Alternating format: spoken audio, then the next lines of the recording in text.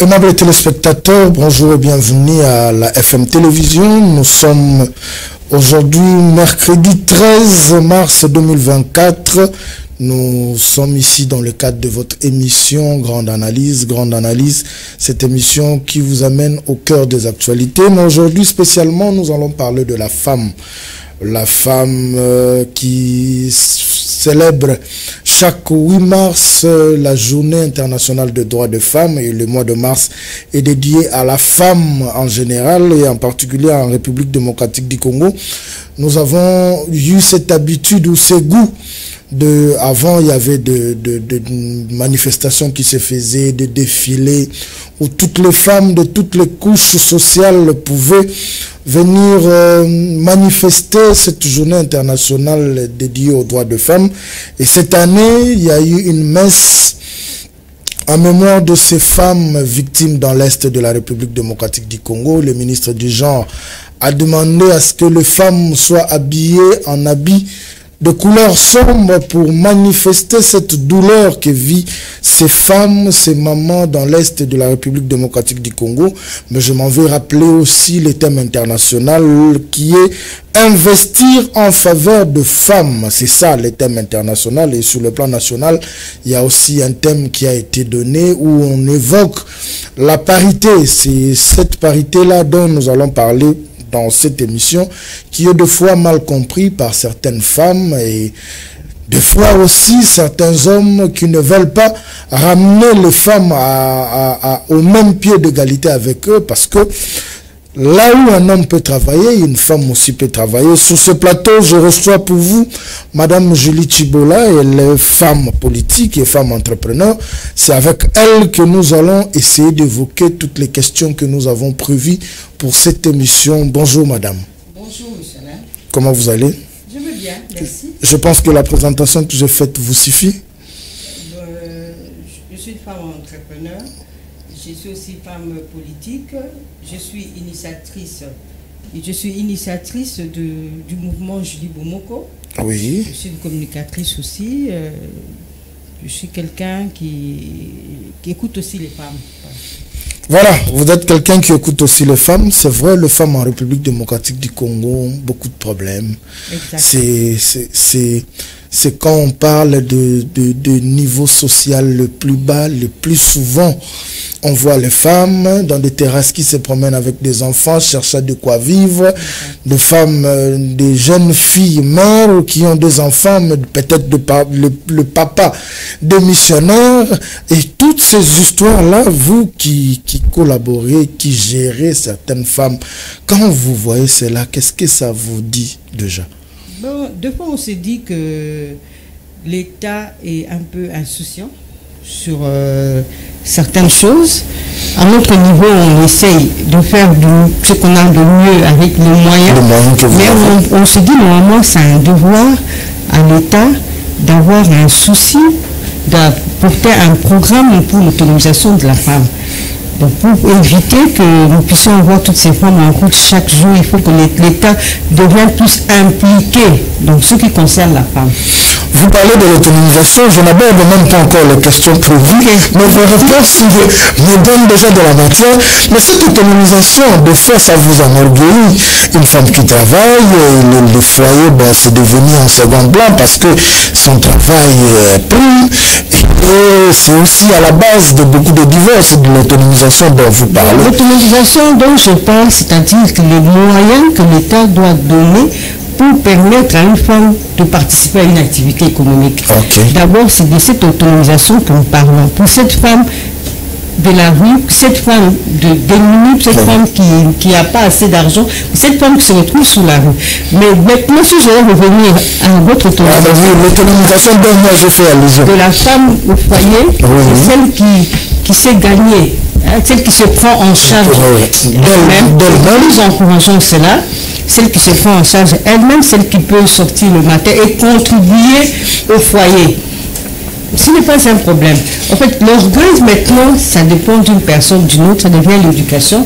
Et puis, il faut comprendre qu'est-ce qui s'est passé dans son foyer pour qu'elle arrive à ce niveau-là. Ça aussi, c'est encore un autre problème. Mais normalement, c'est encouragé pour une femme de travailler et d'apporter, de contribuer pour la maison, pour sa maison.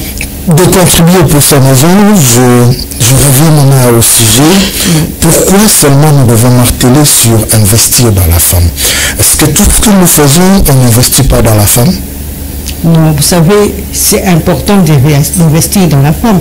Parce qu'actuellement, en République démocratique du Congo, si je regarde bien, c'est la grande...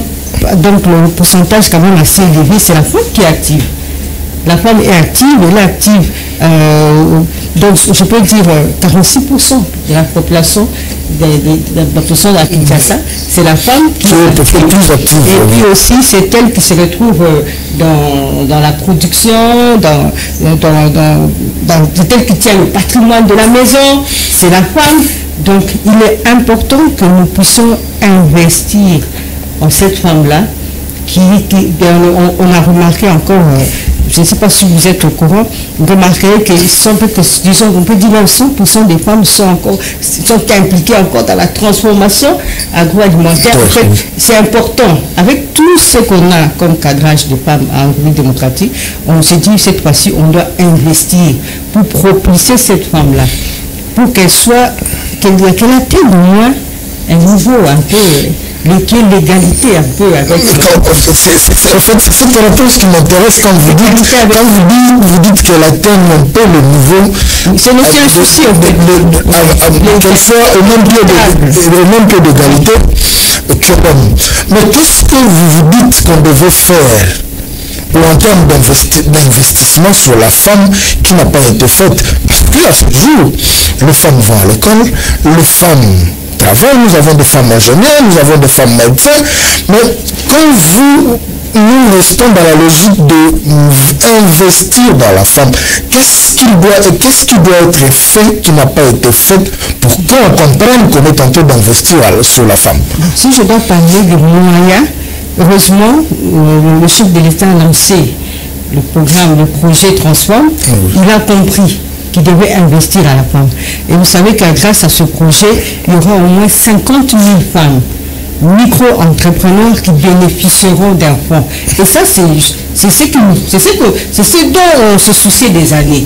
Et ce programme va venir relever les niveaux de cette femme qui est chez elle, d'être cette fois-ci autonome. De cette femme qui a passé des années, qui a l'idée, qui a l'idée d'entreprendre, mais qui n'a pas de moyens, mais peut-être martelé chez elle, ou qui vit seule, qui peut cette fois-ci se défendre grâce à ce programme. Et ça, c'est notre souci, le combat de tous les jours. En fait, c'est le combat de tous les jours, vous avez raison, parce que il faudra contextualiser sur le plan je dirais, de nos appartenances tribales, ethniques. Nous sommes bantous. C'est vrai qu'il n'y a pas très longtemps que les hommes ont commencé à trouver normal que les femmes travaillent, parce Exactement. Que nos parents, c'était un peu très compliqué d'accepter de voir nos mamans aller travailler. C'est rare de ces femmes qui ont travaillé, parce que moi, ma mère était enseignante, mais après, mon père avait décidé qu'elle arrête.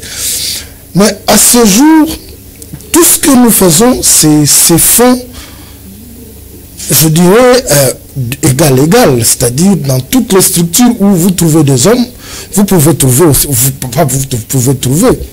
des femmes. Dans votre présentation, vous avez dit que vous êtes femme politique. Exactement. Donc dans les partis politiques, nous croisons des hommes, nous croisons des femmes. Mais qu'est-ce qui... En fait, moi, le grand souci, c'est de vouloir savoir qu'est-ce qui fait dire à la femme d'aujourd'hui qu'elle cherche à être au même pied d'égalité, c'est-à-dire, parlons de cette parité, au même pied d'égalité avec l'homme. Parce que tout ce que les hommes ont comme avantage, les femmes aussi en ont. Est-ce que c'est cette culture bantou ou africaine qui continue à retenir la femme, dans cette logique-là que le privilège c'est seulement pour les hommes? Et si c'est cette culture bantou qui retient les femmes, que faudra-t-il faire pour que les femmes sortent de cette culture? D'abord, c'est l'aspect préjugé que nous avons au niveau de la population, et même les droits humains, les droits même accordés à la femme, et au niveau de l'Afrique, est un peu mélangé avec les lois et coutumes. Okay. Nous devons nous battre que cette façon de traiter ces droits avec le droit des femmes, avec les coutumes, tout ça, nous devons d'abord abolir cela. Mais nos coutumes ne sont pas aussi si mauvais. Non, mais justement, ce sont ces coutumes qui mettent les femmes, qui apportent des préjugés. Sous certains, ça apporte des préjugés parce que les coutumes que nous avons dans les différentes tribus mettent les femmes en seconde position. Et ça influence même les droits même congolais. Ça influence les droits. Oui, ça influence les droits. Nous avons vu ça même pendant les élections. Vous savez combien de femmes ont postulé? Mais apparemment, les femmes aussi entre vous-même, vous ne vous faites pas confiance parce que vous évoquez ce point-là des élections. Moi, je vis comment est-ce que les femmes ont préféré soutenir les hommes, disant que en fait, je suis dans cette logique-là. Les femmes congolaises s'acceptent difficilement. Alors, vous qui gérez les femmes, qu'est-ce que vous faites pour faire voir aux femmes que réellement il faut appuyer les œuvres ou les activités que font les femmes parce que ça vous permet de vous démarquer aussi. Comment est-ce que vous partagez avec ces femmes? Parce que les femmes sont très sceptiques par rapport aux femmes. Ah, ça c'est vrai, hein? L'ennemi de la femme, c'est d'abord la femme. La femme ça, je ne peux pas le nier. C'est vraiment, il faut un travail vraiment de mentalité. Et nous, à notre niveau, par exemple, à mon niveau, nous avons plusieurs formations que nous-mêmes femmes donnons aux femmes. Okay. Et pour dire aux femmes qu'elles doivent avoir confiance en elles et aussi avoir conscience à une autre femme. Ouais. Car la première personne qui ressent la douleur, qui ressent ce qu'elle peut ressentir, c'est la femme. Oui. L'homme vient en deuxième position pour des intérêts. Mais elle doit savoir que la première personne à qui elle doit se confier, c'est la femme. En fait, il y a plusieurs formations que nous donnons aux femmes à notre niveau et nous espérons que les choses vont changer parce que les choses changent. Je peux dire que petit à petit, les choses changent. De 2019 jusqu'à aujourd'hui, on est à 32% de femmes dans plusieurs organes politiques, les institutions de l'État, des entreprises. Donc d'ailleurs, on a même pour la première fois porte-parole femme. Le chef de l'État. Donc beaucoup de choses changent. Beaucoup de choses. C'est un combat que nous sommes de la joie que le combat que nous menons chaque année peut produire des fruits. Le combat que vous menez peut produire des fruits chaque année. Mais quand vous regardez la manière dont la femme congolaise, je généralise parce que je ne peux pas prendre un échantillon pour exhiber ici. Mais quand vous regardez la femme congolaise qui, à ce jour, résume la journée du 8 mars par le port de Pagne, qu'est-ce que vous vous dites? Parce que j'ai vu de femmes se retrouver dans des terrasses en Pagne. Mais je dois dire ça, alors, vous qui vous battez pour que la femme retrouve sa place de choix, quand vous voyez cette manière de faire, des femmes que vous défendez, parce que vous êtes dans les médias pour défendre la valeur, le droit des femmes, mais les femmes que vous défendez se comportent de la sorte, vous vous dites quoi? C'est vrai, c'est triste d'abord par rapport à ce que nous vivons actuellement, de voir qu'il y a encore des femmes qui sont encore à l'exhibition du sexe du 8 mars, dans les futilités. C'est vraiment triste et déplorable. Et justement, c'est le travail du ministère. Notre ministère de genre et famille a un grand travail à faire. Normalement, on devait mener des campagnes 2 mois avant. Le mois de mars. Il ne faut pas attendre seulement le mois de mars. Donc 2 mois avant, mener des campagnes de sensibilisation, surtout pendant cette période, pour lancer un message aux femmes que nous devons...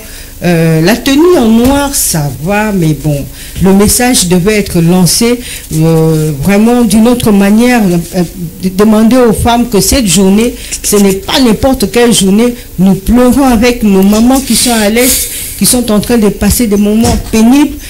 sont en train d'être violées tous les jours. En fait, tout le monde a accès à l'information. Oui, à ce jour, tout le monde a accès à l'information. La campagne de sensibilisation avant le 8 mars est importante pour éviter tout ce que nous voyons sous la rue, des occasions de s'amuser, finir dans des hôtels par-ci par-là, dans des boîtes de nuit. Donc, et puis aussi, je pense qu'il doit y avoir une collaboration avec le ministère pour interdire qu'il n'y ait même pas de concerts ce jour-là. Il y a des concerts, il y a des activités. Il y a des activités. Avec la journée internationale de la femme. En fait, c'est aussi, cette journée-là devient aussi une source de problème. Parce que une femme, je ne parle pas de vous, mais cette jeune femme congolaise à qui on n'a pas offert un pain, parce qu'elle se dit que mes amis ont eu des cadeaux de pain qu'elles ont confectionnés, on ira quelque part pour se mettre boire un verre à l'occasion de cette journée internationale des droits de femmes, et elle n'a pas le pain et ça crée des problèmes. Est-ce que nous devons rester Est-ce que nous devons rester à ce stade-là? Non, nous devons évoluer. Nous devons évoluer, justement, c'est aussi un devoir pour nous, les femmes qui tenons des mouvements, de mener des actions. Bien sûr, avec moi, c'est différent. Dans mon quartier, il est en noir, et on projette même des actions d'ici la fin du mois. Au moins, le message est bien passé. Mais si chacune de nous devait faire pareil aussi dans son milieu, et aussi, nous devons être accompagnés par notre Madame la ministre, et le ministère même de genre et famille. Mais vous avez quand même entamé des démarches pour cet accompagnement? Non. J'espère qu'elle pourra nous suivre. Ou celle qui sera nommée. Incessamment. Espérons que le gouvernement soit publié avant la fin du mois de mars. Oui. Mais cette manière de se comporter de la femme, n'est-ce pas, c'est ce qui fait que les hommes sont un peu sceptiques dans les entreprises quand il y a une femme qui postule et un homme par rapport à la concurrence. Certaines femmes se disent négligées, qu'on n'aime pas trop prêter l'attention à cette femme qui vient postuler, mais plus aux hommes. Est-ce que ce n'est pas aussi cette façon-là de faire les choses de femmes qui rendent certains dirigeants d'entreprise sceptiques? Non, c'est pourquoi on a demandé qu'il y ait un relèvement d'éducation de la femme. Oui. C'est parmi les soucis même d'investir à la femme. C'est un travail d'éducation que nous devons lever déjà au niveau même de nos familles. Au niveau même de nos familles, c'est toute une éducation. L'homme qui a grandi dans un milieu où la femme est considérée, dans un milieu où la femme est prise avec beaucoup de respect, celui-là aura un autre langage. Mais celui qui a vécu dans un milieu où la femme est maltraitée, battue tous les jours, humiliée, qui a même déjà vu la nudité de sa mère ou de ses frères, de ses soeurs ou tantes chez eux, celui-là aussi aura une autre façon de voir la femme. Et toutes ces catégories de personnes se retrouvent parmi les politiciens, parmi ceux qui dirigent aussi les femmes, et toutes ces femmes qui ont été malmenées aussi chez eux, et ont été traumatisées, oui. Elles se retrouvent aussi plus tard des mamans, elles ont été frustrées dès le bas âge, et il y a répercussions dans leur vie. Et tout ça, c'est pourquoi on a demandé qu'il y ait investir dans la femme, c'est aussi relever l'éducation de la femme.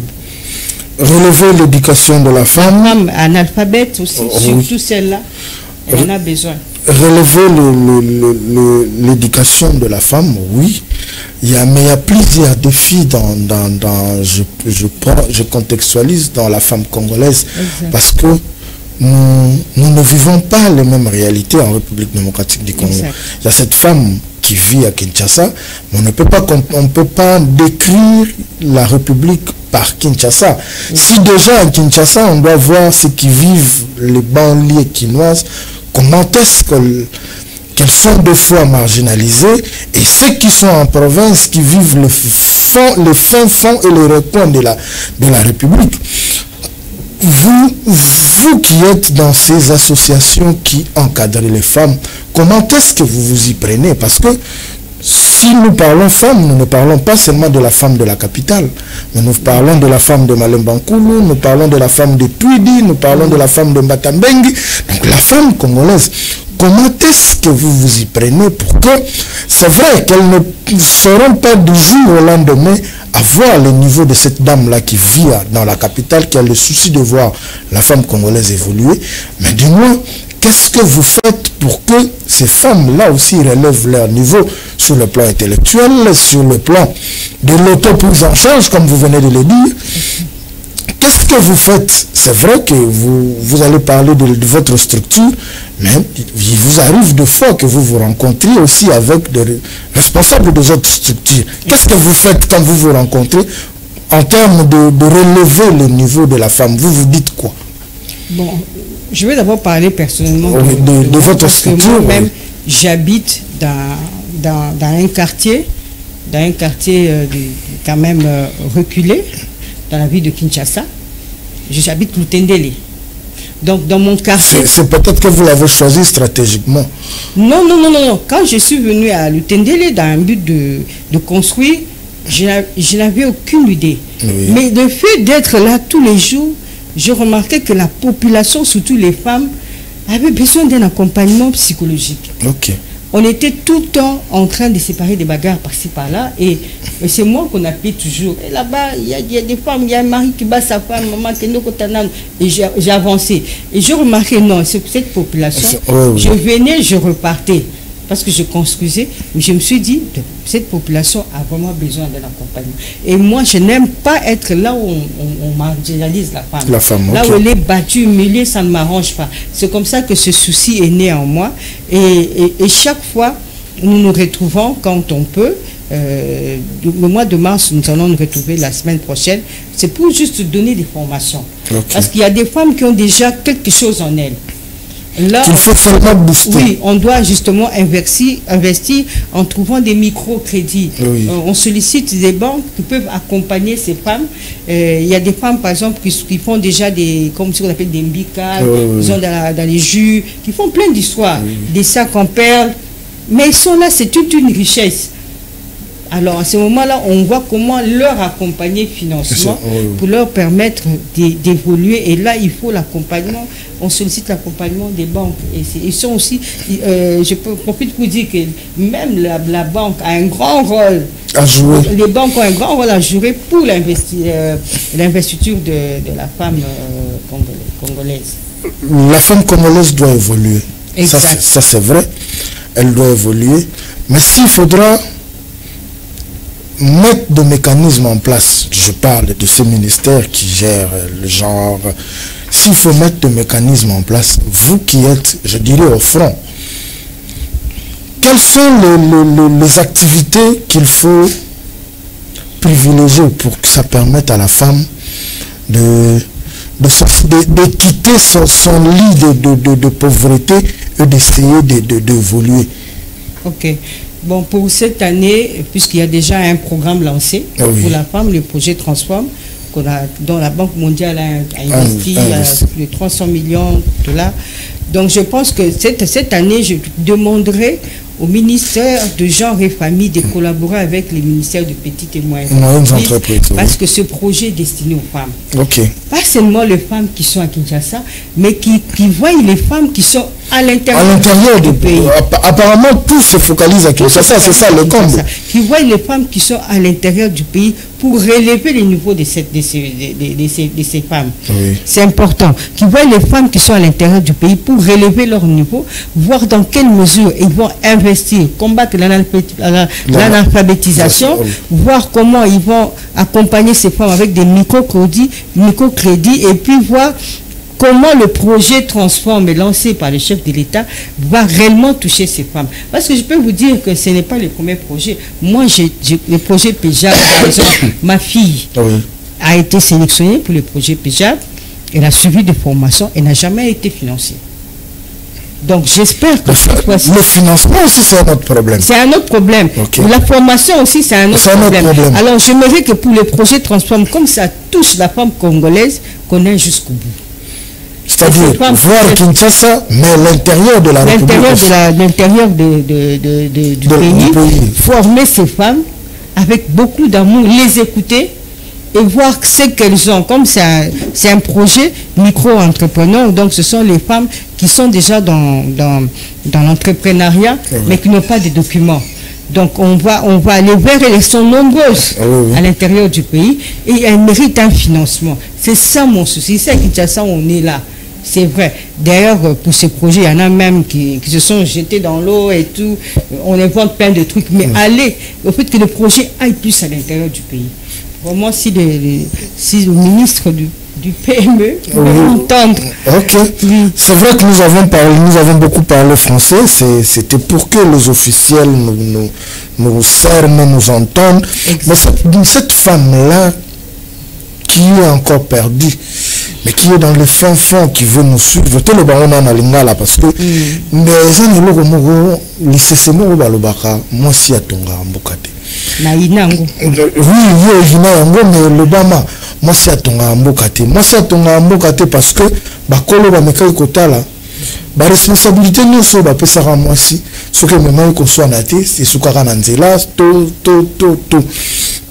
Yo en tant que moi si tant que karayango on lobby déjà ko ina yango mais na kati na yo omi lobela nini pas par rapport à oyo zo vivre mais par rapport à basi yo ozomona na ba oyo kambaka bon na mona rango eza eloko moko balobi pour l'enkitsaka moi si mais soki totai na mabota na biso ba basimbi mumbongo ya ndako ko diriger ndako eza ka basi pour tozo tonga na bandako na biso tout tonga parce que moi si yende mutu ajiraka yende mutu asala ka bo pesi 10 000 francs akobunda okoya okuta olie okiti na 5 000 akobunda na kaka et ça c'est attribué à la femme donc ça dit que tozo tonga penza donc le kwana na ndima wa ta mukete tozo na mutuna mona tonga mobimba yango na nde économie ya mboka biso tozo tonga na ozonga na mutuna mona tuna ki en français mais na lingi to lo ba yango na lingala exact le 8 mars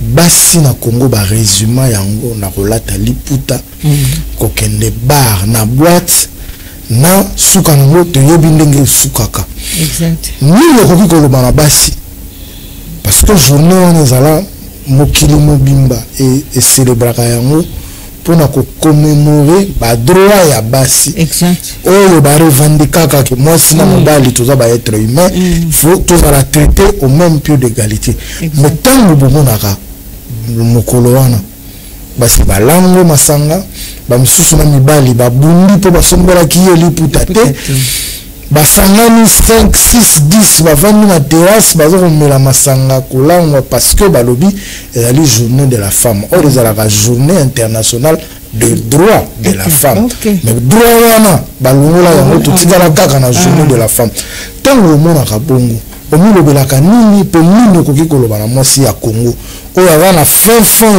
ya république mpo bayoka susi nini bino bakambi ya basi bokambaka ba structure ya basi bozana yango d'abord eza journée mo ça rabiso pasi parce que même na niveau nanu ya ba école ba samusi journée wana journée au moins na ba activité oyo ba kosala na école eza na activité mon côté à message par rapport à journée wana j'assiste toujours dans la école par rapport à journée wana bon ça ba activité ba défilé de mode bon ça ba activité moko ezangati et puis après on finit par danser donc ça dit que même na ba école na biso ezo tangisa ba na biso ba na musala munena osala pona opesa journée wana connotation moko ya droit et ça tord reprendre sa barre dans la classe que le 8 mars et le bakabo moi nanga suka alubi nanga bon il y a fait il y a 8 mars donc il était parce que c'est l'affaire de les filles vont danser elles sont en tenue donc je monde a évité que les journée moko et ça droit donc toujours banana on a niveau ya ba école et cette fois-ci année koya ba meka comme ça monde mususu Alors ministère na biso landela vraiment les kamwana ba mi balé na web ça na ba jeune fille ming tout le monde na ba réseaux sociaux et comment un jour va passer na ba fleur et comment qui toi ba mou je me suis dit mais est-ce que tu veux comprendre les kambango donc je peux dire que jeune fille que le 8 mars eza moko biso ba maman surtout na temps toza biso ba maman to vandi penza to sambeli to leleli na bandeko na biso baza na est to leleli na bango po bato baza na intérieur 8 mars le bawelo l'autre baza ntina na même pas biso nde na Kinshasa to komisa ngo journée ba peso cadeau ya liputa ba peso cadeau ya fleurs tout ça et ça n'a rien à voir avec ça et ça maman azo salongo ça le roi soni ba o bazo sangana bana banganda tout ça c'est vrai mais est-ce que avant ça beaucoup matin la conférence pour organiser ta conférence ba moko ni sangana ya maman na tuna ki bango bo sangani pona nini oui le bango mo ba yebite thème ya année mais vous réunissez pourquoi bango mo ba yebite 8 mars journée de la femme c'est aussi une part de responsabilité de foi il y a une structure au maman. Comment est-ce que vous communiquez avec eux? Exactement. Maman, vous communiquez parce que Europe peut-être par il y a structure au Kambaka mais la structure comment est-ce que vous communiquez avec les femmes congolaises? Oui, bon, année où il y a quand même communication est différente parce qu'on a vu beaucoup de mamans qui na balabala va comprendre que ça qui a bitumba ou bitumba ça makasi donc maman orient du Cameroun il fait bandana on a ba conseil à ministère na biso ya femme bango nde ba biso pe na niveau na biso mais appui na bango nde na lobaki un programme 2 mois avant. Donc, il faut pas préparer événement là. Et c'est faut pas attirer par les cheveux. Donc, journée internationale des droits de la femme. Programme qui n'a niveau à l'école. Donc, moi, même dans maternelle, a dit pourquoi le 8 mars existé. Donc, à partir de là, banana biso, on communique même baboti. Na bango na banda. Les enfants sont les premiers communicateurs aussi pour la banda qu'on a bango. Oh bazozwa, ba peut communiquer. Alors tant toujours véhiculer message, pourquoi pas faire des petites campagnes 2 mois avant. Ko tamboula na ba venu, ko loba. Tout ça tout le monde on a ba campagne ba mégaphone. On peut organiser un tel programme au niveau du ministère de la femme 2 mois avant le 8 mars. Et puis le 8 mars pour la même ba ko comme ça on a ta journée mon férié. Donc il y a la conférence elle a organisé par-ci par-là par-ci et ça n'a pas parce que mon entreprise le 8 mars patron il a fleur après ça monte pour mon entreprise ça n'a pas de sens. J'ai vu ça aussi dans les réseaux sociaux. Tu vois ça fleur sur le 8 mars tu ça fleur n'a sens ni cadeau à 8 mars donc c'est que même dans l'entreprise ils ont les cabinetés même dans les entreprises ils ont les cabinetés la grande question qu'on a débattu avec vous avant l'émission c'était c'est quoi l'apport de la femme dans la société, la femme congolaise. Apport naïza nini. Parce que la femme congolaise est pratiquement aujourd'hui dans tous les scandales. Vraiment. Koyoka porte-à-porte na Dubaï, bana basi ya kisasa. Oyoka bana bayiba ki sonnet, ayiba ki sonnet akomi liboma na boulevard, bana basi ya Congo. La femme congolaise est dans plusieurs scandales. Quel est l'apport de la femme dans la société congolaise ou dans la société en général? Donc la femme congolaise, on retrouve plusieurs femmes. Hein? Oui. Il y a des femmes traumatisées, il y a des femmes blessées. Par leur catégorie. Par leur catégorie. Et qui réagissent chacune de la manière. Donc il y a des femmes traumatisées, il y a des femmes blessées, il y a des femmes complexées. Il y a des femmes assoiffées d'argent. Donc, nous sommes dans la catégorie et aux autres tindasa walingi. Ouais, il y a des femmes qui sont traumatisées dans leur foyer. Oyo, il place né à Bouma cité, il place né à Vité. Alors, il suffit qu'elle se retrouve quelque part. Elle se dit que c'est ça au fait que je dois voir de ma manière. Je dois passer temps à la maltraité, parce que je beta kae azwa kelo côté à sala kaboté alors tant abimi na balabala a kuta ile sika moko elle s'est pas contrôlée, elle n'a pas eu le temps d'être encadrée, elle a na babuzoba tout le monde on a un scandale. C'est-à-dire rage. Elle veut récupérer la retraite il y a 15 ans dans une année. Elle se rebelle maintenant dans Katia. Il y a dans la société, chose qu'elle ne doit pas faire. Donc, mais aussi, quand on ne veut pas accepter ce qu'on est, il faut s'accepter. C'est pas dire que tout le monde est riche, c'est pas dire que tout le monde a les moyens. C'est pourquoi il y a des classes de nobles, il y a plusieurs classes à la vie. Donc, ceux qui ont dans accepte ce que tu as. Que nous, quand on est à Dubaï, tout ça, on est tombé dans tout ça, c'est parce qu'on veut aller au-delà de ce qu'on n'a pas. On veut vivre, au-delà de nos moyens. Donc, mais au niveau de la téléphone, il y a $1000. Et pour en arriver là, il te faut combien de scandales, combien d'exercices, combien de bouzouba. Donc, vous voyez, tout ça, c'est ce que la femme congolaise doit comprendre qu'elle doit avoir confiance en elle-même. Oui. Tu es ce que tu es avec ce que tu as. Ce n'est pas avec ce que tu vois chez autrui qui va te construire, mais c'est que toi tu construis toi-même. Donc, donc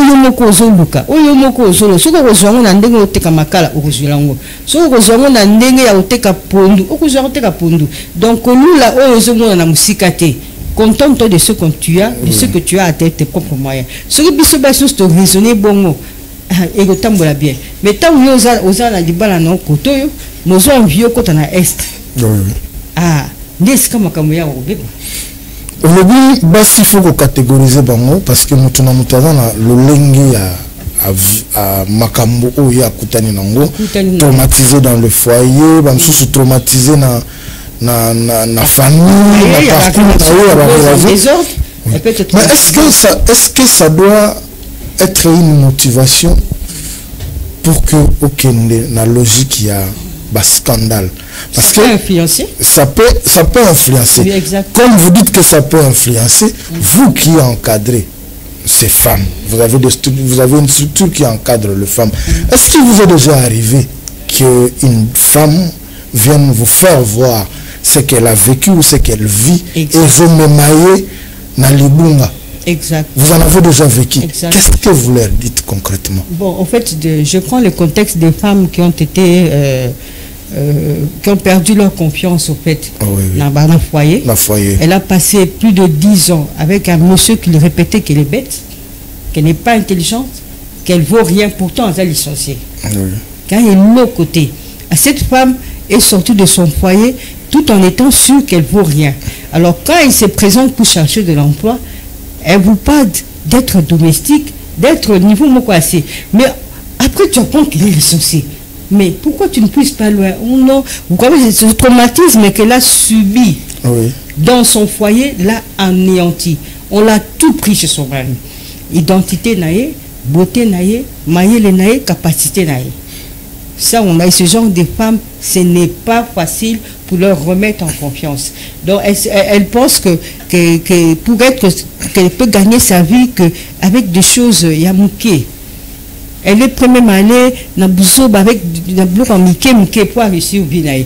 Pour ami moral depuis foyer naï. Ça, ce sont des cas qu'on a retrouvés. Que vous avez eu à gérer. Oui, beaucoup de femmes qui sont tombées entre les mains des bandits et tout. Voilà. Je m'excuse pour l'été.